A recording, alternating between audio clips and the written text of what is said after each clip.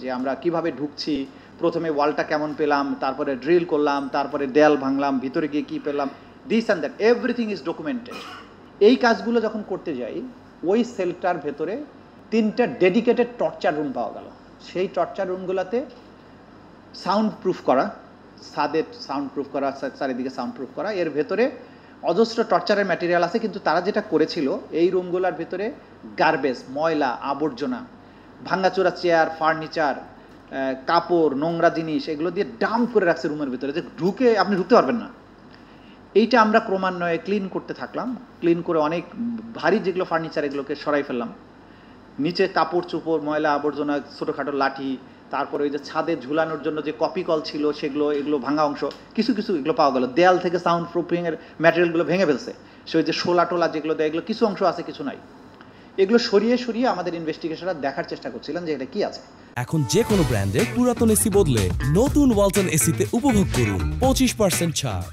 তো প্রথম দিন 2 দিন আমরা কিছু পাই নাই। থার্ড ডেতে আমি বললাম যে একটু মেটিকুলাসলি দেখো, একটা একটা করে কাপড় চোপড়, যে সমস্ত মেডিসিন, তুলা, সার্জিক্যাল টেপ, এগুলো পাওয়া যাচ্ছে। তা আমরা একটা বালতি পেলাম সবুজ রঙের, নীল রঙের। বালতিটা দেখে আমি বললাম যে এর মধ্যে কিছু থাকতে পারে। দেখো, বালতির মধ্যে কিছু তুলা, কিছু গজ, ব্যান্ডেজ, খুব ধুলাবালি পরা, নোংরা, এটা রাখা। তা আমি বললাম যে এর মধ্যে কিছু থাকতে পারে, বালতিটা সরাও। বালতিটা সরাই এসে আমাদের ওয়ান অফ দি প্রসিকিউটার্স, সাহস বেশি আর কি। তো ফ্লোরের মধ্যে ভাঙা চেয়ারের, এই যেরকম চেয়ারের নিচে যে গদিটা থাকে না, ফোমওয়ালা চেয়ারটা ভেঙে ফেললে শুধু গদিটা ফ্লোরের মধ্যে পড়া। ও কি করলো, এই বালতিটা ওই গদিওয়ালা চেয়ারের উপরে ঢালার চেষ্টা করছে, ঢালছে আর কি। আমি পাশে দাঁড়ানো, ঢালা মাত্রই দেখছি যে লাল টেপ মোড়ানো বড় বড় 5টা বোমা বেরিয়ে আসছে, সাথে তার লাগানো টাইমার। ঠিক আছে, দেখা মাত্র আমি সাথে সাথে বলছি স্টপ, কোনো নড়াচড়া করবে না, আস্তে করে এটা রেখে এখান থেকে বেরাও। এখানে আরও কিছু ঘটনা আছে যেগুলো সব কথা হয়তো আপনাদের বলবো না। তো বেরিয়ে আসলাম। এই যে বেরিয়ে এসে আমরা যারা দায়িত্বে ছিল, তার বিভিন্ন বাহিনীর সদস্য, তাদেরকে বললাম যে এখানে বোমা আসলো কীভাবে। বলে স্যার আমরা জানি না। তা আপনাদের কি আরোপে ছিল, আপনারা যখন প্রথম দেখার পরে তো আপনারাই বন্দি রেখেছেন। স্যার আমরা জানি না। এনিওয়ে, আমরা সেদিনের মতো 25শে জানুয়ারি এটা বন্ধ করে বেরিয়ে আসলাম। 26শে জানুয়ারি বা 25শে জানুয়ারি আমরা বোম ডিসপোজাল ইউনিটকে খবর দিলাম।